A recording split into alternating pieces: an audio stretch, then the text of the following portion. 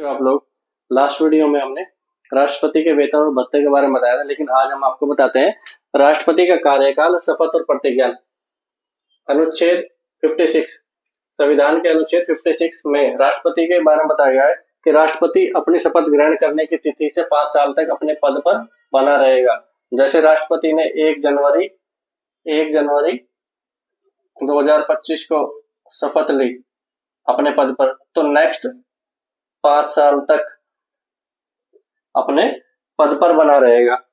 ठीक है। दूसरा क्या है, राष्ट्रपति उपराष्ट्रपति को संबोधित कर अपने हस्ताक्षर सहित राष्ट्रपति उपराष्ट्रपति को संबोधित कर अपने हस्ताक्षर सहित लेख द्वारा अपना पद त्याग सकेगा। इसका कहने का अर्थ यह है कि राष्ट्रपति जब अपना पद त्यागेगा तो वह उपराष्ट्रपति को एक लिखित पत्र देगा जिस पर उस राष्ट्रपति के साइन होंगे। ठीक है। जब राष्ट्रपति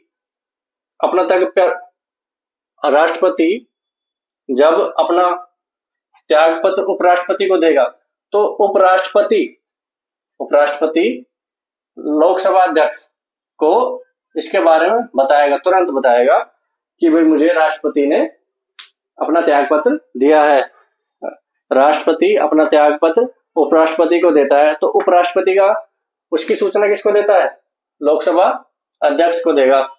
ठीक है। राष्ट्रपति को संविधान का अतिक्रमण करने पर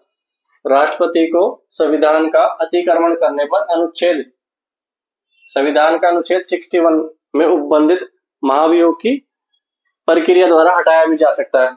अगर कोई राष्ट्रपति भारत के संविधान के साथ कोई छेड़छाड़ करता है तो उस पे अनुच्छेद 61 के तहत महाभियोग चलाकर उसे पद से हटाया जा सकता है। ठीक है। दूसरा क्या है, राष्ट्रपति का पद उसकी मृत्यु, त्यागपत्र, महाभियोग अथवा किसी अन्य कारण से रिक्त हो तो उपराष्ट्रपति राष्ट्रपति के रूप में कार्यवाहक होगा।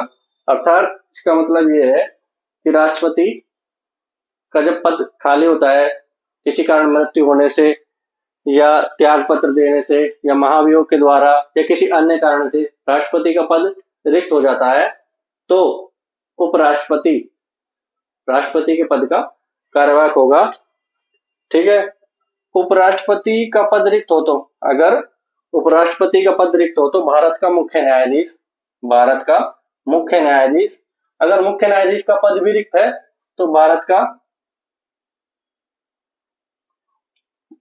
उच्चतम न्यायालय का वरिष्ठतम न्यायाधीश कार्यवाहक होगा। कौन कार्यवाहक होगा? इसका कहने का मतलब अर्थ यह है कि अगर राष्ट्रपति का पद रिक्त है तो कार्यवाहक कौन होगा? उपराष्ट्रपति। इस दौरान उपराष्ट्रपति को राष्ट्रपति के वही सही भत्ते मिलेंगे, वही सब कुछ होगा जो राष्ट्रपति को मिलते थे। अगर उपराष्ट्रपति का पद रिक्त है तो कौन होगा? भारत का मुख्य न्यायाधीश।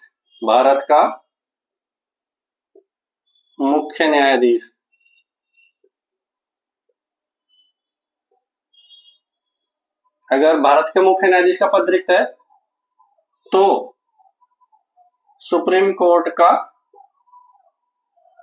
वरिष्ठतम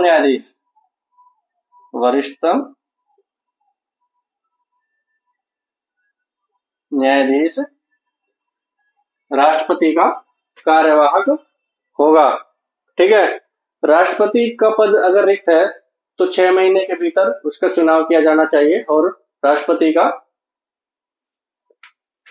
चुनाव किया जाना आवश्यक है। जैसे 1 फरवरी 2025 को राष्ट्रपति का पद रिक्त हो गया तो नेक्स्ट 6 महीने में राष्ट्रपति का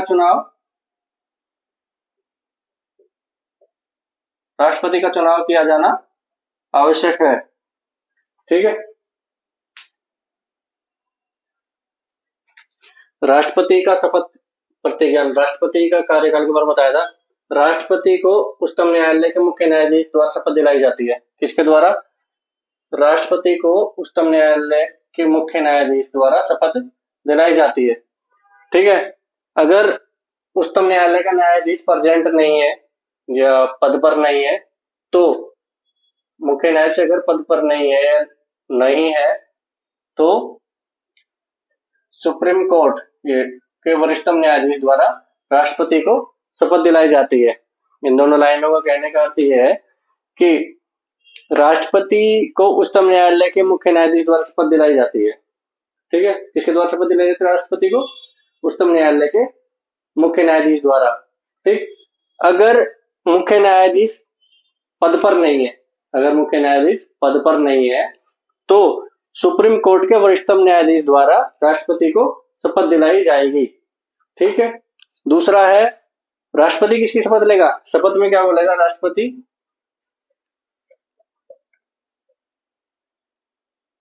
राष्ट्रपति की शपथ श्रद्धा पूर्वक राष्ट्रपति के पद का कार्यनिर्वाह करूंगा। कौन करेगा? राष्ट्रपति। किसमें बोल रहा? शपथ में। राष्ट्रपति श्रद्धा पूर्वक राष्ट्रपति के पद का कार्यपालन करूंगा। ठीक है। दूसरा, संविधान, भारत का संविधान विधि कानून का संरक्षण करेगा, प्रतिरक्षण करेगा और परिरक्षण करेगा। कौन करेगा? राष्ट्रपति करेगा।